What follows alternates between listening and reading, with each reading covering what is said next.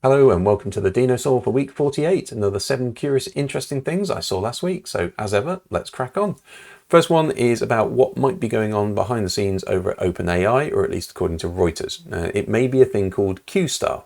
There are some sort of nefarious reports about this. So what is Q-Star? Now what you're seeing in front of you is actually a thing called A-Star. This is a really old school algorithm for solving mazes, but it's trying to get from the top left to the bottom right, exploring anything in the cone towards its destination that might be its optimal path, and therefore the blue line is the optimal path. It takes all of those red squares into account to come up with the answer.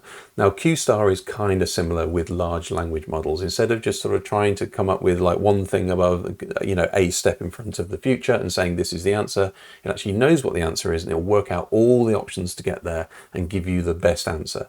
So it's a very simple description using A-Star as a visual reference, but that might be what's going on behind the scenes and might also be what's causing a little bit of maybe friction or movement with Sam and Microsoft and all that sort of thing. Might not be. Really interesting article, but definitely look out for Q-Star in the future.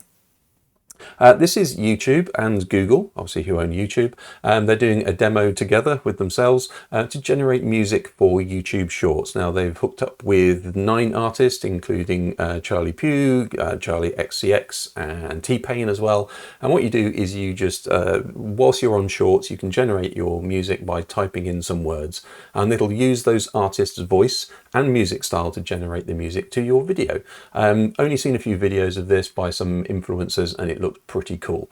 They're also very keen to stress that they're also watermarking each one of the creations, and there's a bit on their website as well which interviews each one of the artists, and all the artists are like, yay, this is a great thing. So they're doing it with full collaboration of all of the artists. So there you go, you'll have a go at that pretty soon, I guess. This is also YouTube. YouTube have been coming up to under some fire on some of the sort of developer forums, and I noticed this also on Reddit, where somebody was saying, hang on a minute, YouTube is delaying my videos by 5 seconds because I've got an ad block on. Now it's no surprise that Google make most of their revenue from advertising and they don't like ad blockers. I think there are 4 stages or 5 stages of ad block, all the way through from the, hey, you seem to be using it, all the way through to you're breaking our terms of service. So if you then change your browser, for instance, to Chrome without an ad blocker, it loads instantly. So people are like, okay, that's interesting. Now, YouTube do say that obviously if you're using an ad blocker, it might degrade your experience. Now, this might be it, but there's somebody also said they found some code that was literally putting in a 5-second delay. Also, YouTube have announced that in the next API for extensions, which are what coders use to make these ad blockers, they're going to restrict the features, and therefore that's going to restrict the way that they can actually sort of sense whether you're using an ad blocker. So definitely YouTube are cracking down on ad blockers. If you're using one, your days might be numbered.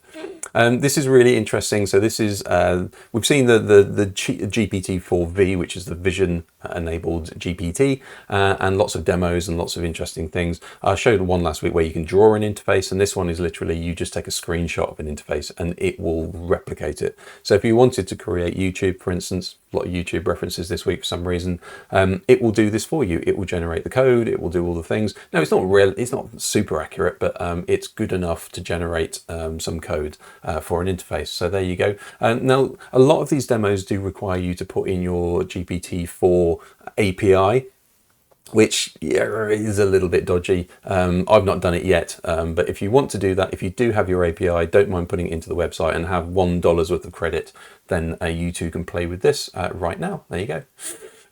This is really interesting. This is sort of the next step. Probably about 4 years ago, I did a thing about representative hair in games, and this is Dove have picked up the article again, and they've run with it, and actually they've now created essentially a style guide or a developer guide for having representative guides to hair. So it turns out that 95% of black gamers believe they are poorly represented in video games, and therefore probably by extension virtual experience and digital experiences, and there's no excuse for that, especially in the avatar creation mode as well. So there's a really interesting style guide. I've downloaded it, and here are some of the screenshots of it, just basically giving developers and 3D artists a guide on how to do it and the styles that you should be representing and how you should be doing those as well. So to avoid the cliches and quite frankly kind of racism within the hairstyle. So really interesting. If you're making games, then I thoroughly recommend you download that.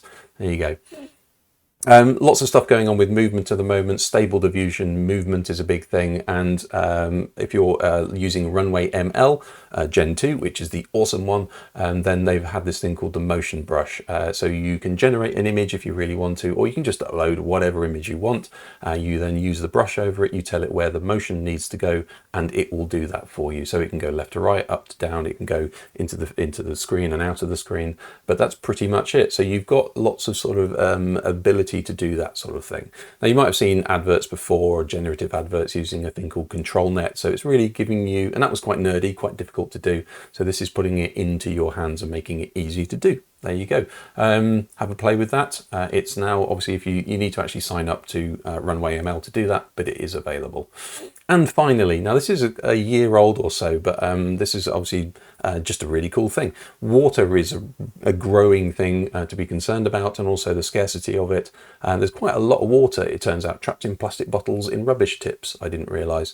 However, top points for the names of these things. This is by a company called Water, I guess. Nice, well done. And this is called WOSH. So this is a portable basin. Obviously, post-COVID, this is a flipping good thing. But it also reuses 98% of its water through some interesting filters that it's got. But it also has a phone cleaner in it as well. So drop your phone in there. It uses UV and goodness to then sanitize your phone to 99.9 recurring percent sanitized.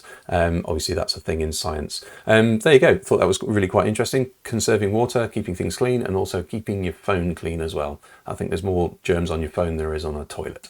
Hopefully that was interesting. Hopefully it was useful. If it was, share it with somebody awesome, and I'll see you next week.